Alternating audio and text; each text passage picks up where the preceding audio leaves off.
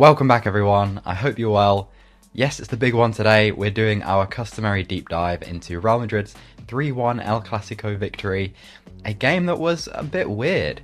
If you look at the stats post-game, you'll see a Barcelona with higher possession, more final third possession, more shots and a higher XG, but watching it, it felt like a pretty comfortable ride for Real Madrid, who won without really hitting top gear. So what the hell happened and why? That's of course what we're going to answer in today's video. So if you like what we're doing on the channel, as always consider leaving a like, it really does help out. So with all of that said, let's do it. So despite having a lot of possession, Barcelona looked quite timid and unthreatening in this game. And why was that? Well, for one, they were met by a Real Madrid that were quite happy to sit back and hit them on the counter-attack. At times it was a 4-4-2 mid-block that tried to stop Barca before they could get into the final third, but frequently Fede Valverde dropped into pretty much a wing-back position, creating a 5 along the back line. Regular viewers will know how much Barca struggle against this shape. With the entire width of the pitch covered, it's much harder to generate and exploit space on the flanks. That said though, a serious problem for Barca that persisted all game had nothing to do with Real Madrid's shape. In fact, it's not something very tactical at all. They just gave the ball away. A lot. Unforced errors from Koundé, from Busquets, from Eric, from Lewandowski meant that Barca made far fewer inroads than they should have done. But there were systematic issues on top of that, one of which I've had to highlight before, and that's a very dysfunctional left flank.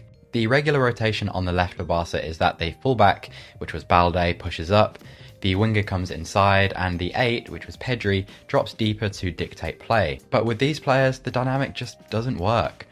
For one, Dembele really isn't that comfortable in the half space.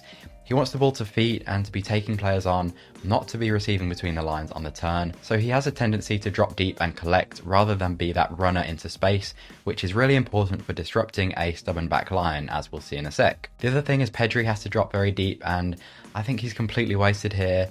You're just taking your most creative player away from the box, but I've talked about this before a lot, so I won't rant again. The final problem with this left side though was its rigidity. Yeah, there's technically rotation with the winger coming inside and the fullback pushing up, etc. But rotation in itself is not what creates space, it's the timing of it. So if you're just static, you're very easy to mark. You don't drag the defenders around, and it's really the movement and the running into space that's important. And we actually got a glimpse of that on Barca's right side. So here Sergio Roberto makes a run from deep at right back into the half space, which pulls Mendy away from Rafinha, and at the same time De Jong makes a move in the opposite direction, thus pulling Kroos away, creating a gap for Roberto to run into the box. So it's the timing of these two movements happening simultaneously that creates the space, and we didn't really see any of that on the left side until much later in the game. The other reason Barca appeared unthreatening is because there was clearly a concerted effort to be a bit more controlling in this game, to keep the ball away from Real Madrid and prevent a game of transitions that they would almost certainly lose. There was a crystal clear example in the second half when Sergio Roberto broke forward in transition and had the opportunity to switch it into runners, but he actually turned back and played it safe, and that's pretty rare from this Xavi team from what we've seen so far. In theory though, controlling the game like this makes complete sense.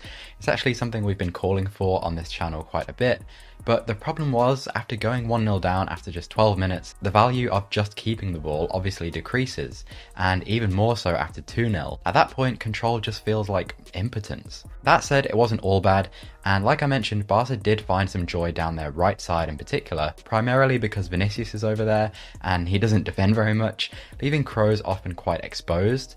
So here De Jong's run forces Kroos to follow him, and Rafinha can receive inside the box. This was actually the build up to that golden opportunity for Lewandowski. And there were more examples. So here Sergio Roberto's run takes Kroos away and opens up a passing lane for Lewandowski, who can then go around the corner back into Roberto. And so while these looked quite good and exploited Madrid's weakness on the right, they didn't happen nearly enough, partly because of the inadequacies that we've talked about, and partly because there were two teams playing this game, and Real Madrid had a very effective game plan of their own.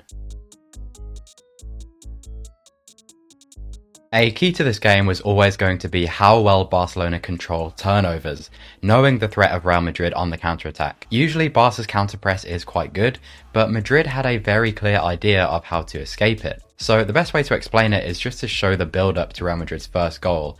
It comes from this Barca attack, where it breaks down and falls to Toni Kroos. Rather than panic or aim to immediately get it forward, Kroos stays calm and finds Valverde, who has no problem going backwards into Carvajal. Carvajal then, without thinking, hits a first-time pass into Vinicius, who's able to hold off Sergio Roberto, lay it back to Kroos, and that's when all the dominoes start falling. Kroos drives into midfield and plays it into Vinicius, who has a proverbial cow's field to run into. And there are two important principles at play here. The first of which is obviously the composure from Kroos and Valverde to not panic despite being in a very perilous situation. And secondly from Carvajal, which is an immediate understanding of where your outball is, which is of course Vinicius. Playing through the counter-press is the ultimate 1-2 punch. Not only do you stop Barca from pinning you in the final third, but you exploit them at their weakest. Their defensive line is so high that all it takes is a little pace to get in behind. Certainly the lack of intensity to combat any of this will really frustrate Xavi, not least when it gets here and Rafinha doesn't close down the man on the ball for some reason, and Busquets can't do anything about Kroos bursting forward.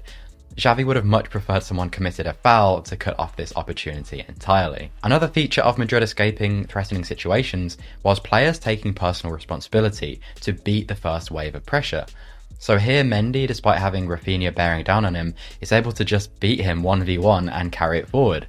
And we've discussed this before, but once you do this against Barca, you completely destabilise their pressing structure. In this example, Militao steps past Pedri, and that immediately unlocks space both inside where Busquets is isolated and in behind.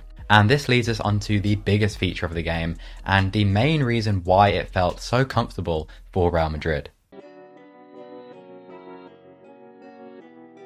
Simply put, Barca's pressing structure in this game was badly exposed by Real Madrid. Building up from the back, Ancelotti did two very smart things. One, drop Kroos, or sometimes Tchouaméni, into the back line, giving an extra man against Barca's two-man pressing system. And two, greatly increasing the distance between players. Because Barca press man-to-man, you can see how much that isolates everybody and really stretches out Barca's press. There's no compactness at all, leaving it up to individuals to deal with a lot of space. Individuals that have absolutely no business doing so. Real Madrid have so much quality that this plays into their advantage. For example, Kroos has the ability to play this dagger ball into Modric, who all game was exploiting that space around Busquets, who is completely alone and at a physical disadvantage. Rafinha on the far side was really tentative to come and help because of the danger of a switch of play to Vinicius, which pretty much left him in no man's land, not doing one thing or the other. The consequence was that Real Madrid built out of the first phase quite often, more so than most teams do against Barca, and it was here in the second phase that Real Madrid pressed that advantage even further. Madrid sacrificed numbers in the final third in order to create numerical advantages elsewhere. In this example, it's Valverde dropping in to create an advantage. In this one, it's Modric. And you can see there's absolutely no one making runs into a threatening area, but Barca have no idea how to press this. With the three-man back line making it easy to move from side to side, plus the isolation of Busquets in the middle, Barca just didn't know what to do. They can't really press it unless the wingers become a lot more central, but that's something they were very reluctant to do, and a flaw definitely in this man-to-man pressing system. And it's not just the numbers that confuse the Barca press, but the fluidity. So in this case, Benzema is on the left wing, Mendy is in the left half space. Even Alaba and Militao, the centre-backs, are given license to break forward, knowing someone will rotate in their position. And this complete freedom of movement, being able to change basic positions but also morph into different shapes, gave Real Madrid advantages everywhere that Barca couldn't cope with. To reiterate, very little of this ended in any threat from Real, but just keeping the ball and punctuating Barca's own possession greatly reduced the risk of being penned in the final third. This all changed quite considerably with the introduction of Gavi, who is a one-man wrecking ball. And while it was his recovery that led to Barca's goal, he's just as important for the fouls as he is for the clean tackles, giving the opposition no chance to even think about comfortable possession or a counter-attack. Frankly, Gavi was the only player with the kind of aggression and intensity that it takes to seriously harm a team like Real Madrid, and it's something that Xavi needs more from his players. Because the reality is, without that intensity, this way of playing very high up and defending man-to-man just won't work. In this game, it didn't work, and that vindicated Real Madrid's strategy of conservatism, both on and off the ball, knowing that when it came down to the crucial moments, they had the most important advantage of all. And what is that? Well, that's what we're going to end on.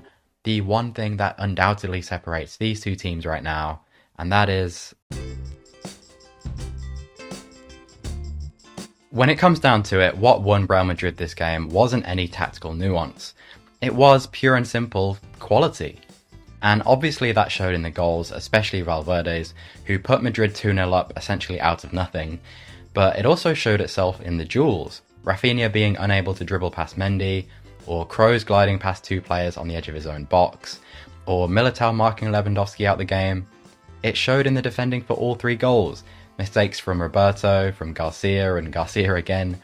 And if you want to put all of this down to a fragile mentality or fear of losing, that probably had something to do with it. But undoubtedly, Barca crumbled because on the day they had less quality. Yes, there were some tactical issues, particularly with the pressing and controlling space, but regardless, Barca couldn't do enough with their control of possession, of threat, and of goal-scoring opportunities. With far less, Real Madrid ended up with far more. Real are a more developed side, they have world-class players in every position, and a maturity and understanding of how to win that Barcelona just doesn't have yet. Of course, defensive injuries haven't helped, key players like Busquets are declining, and the wingers are badly underperforming, which means perhaps this Barca rebuild might take longer than expected, but ultimately they're down on quality and certainly mentality, and more than anything, those are the reasons they crumbled in El Clásico. Thanks for watching everyone. Again, if you enjoyed, consider leaving a like, and if you're interested in learning more about tactics and analysis, then subscribing is the best way to stay up to date with these videos. I've got big plans for the coming months, and especially for the World Cup. So with all that, I hope you enjoy the rest of your day, and I'll see you very soon. Take care.